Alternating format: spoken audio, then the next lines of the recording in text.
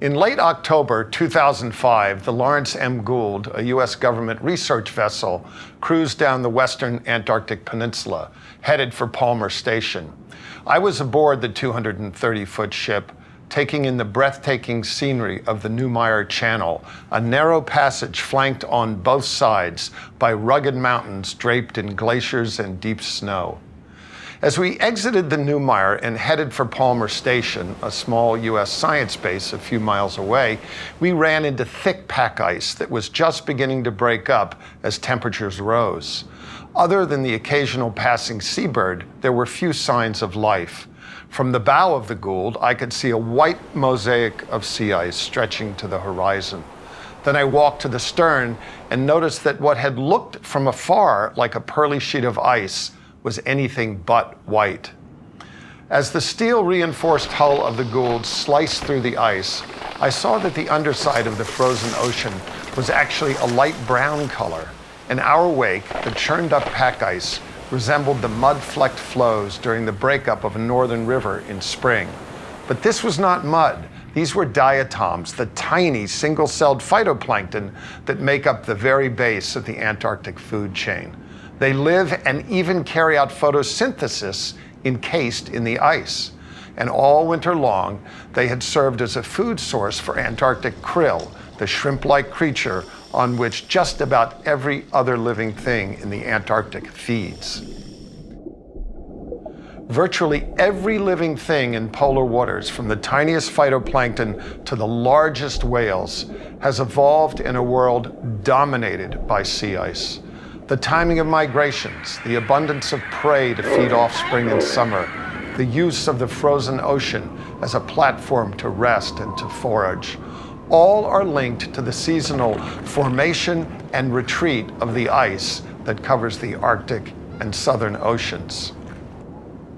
As many of you are no doubt aware, the one creature perhaps most threatened by a warming Arctic is the polar bear. This magnificent animal has evolved over more than 100,000 years in a marine world dominated by sea ice. The polar bear travels on sea ice. It uses sea ice as a platform from which to harvest its favorite prey species, the ringed seal. Even pregnant polar bears often use hummocks on thick sea ice formed over many, many years to den and give birth to their cubs in fall and winter. Pittman and Durbin were using the ship as a research platform, finding families of killer whales and attaching satellite and dive depth tags to them to learn more about their movements and feeding habits. Pittman and Durbin have observed certain Antarctic killer whales make a meal out of a Weddell seal using what's known as the wave washing technique. This is a well-coordinated assault in which a handful of killer whales charges in parallel toward a seal on an ice floe, their tails moving in unison like synchronized swimmers. Then, just as they are about to hit the floe, the whales dive under it, and they create a 3-foot wave that, often as not, washes the seal off the floe into the mouths of the waiting whales. The millions of penguins that call Antarctica home have plenty to fear from leopard seals, which are the main marine predators of penguins in the Antarctic.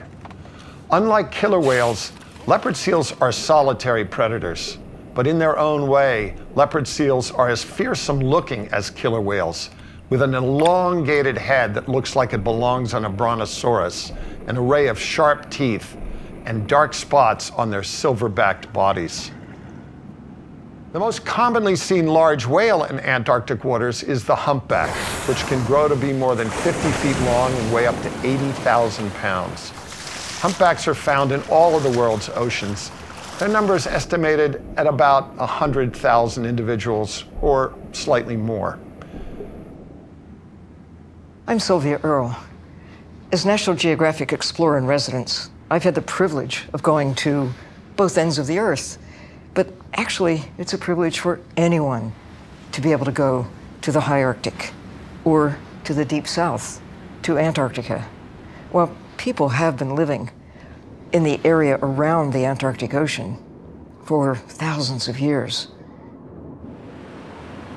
Now, some of our fellow mammals air-breathing, warm-blooded creatures have, for millions of years, developed technologies, living technologies, the ways and means that do not involve gadgets of the sorts that humans have devised, but rather, instead of having arms and legs, whales, dolphins, and other marine mammals have flippers that enable them to propel themselves through the water. Polar bears that have fur coats, well, sometimes we put on outside layers to keep ourselves warm. But polar bears have an additional trick. They not only have fur that keeps them warm on the surface, but underwater, the hollowness of their hair makes it possible for them to have further insulation when they actually go into the water. Imagine having a hollow hairs. My hair does not have that nice hollow inside part that is characteristic of polar bears. It's a big problem, a big issue. What is going on in the shelf around the Antarctic continent? How fast is melting take place? How fast is the ice thinning? Is it fresh water coming from the continent? Is it salt water? What creatures live there? In the Arctic, similar questions exist about going under the ice, although the ice is not as thick, the sea ice, 10 feet, sometimes 14 feet, but even so, going down to the great depths below. These are the challenges of our time. This technique is used in the oil and gas industry and in industry generally for operations under the sea, where people have to stay underwater, where they eat and sleep and do whatever they do inside, like being in a little underwater apartment. But then they go outside into the ocean under pressure to actually do the work they do. In some cases, really down to more than 1,000 feet. What is a whale worth?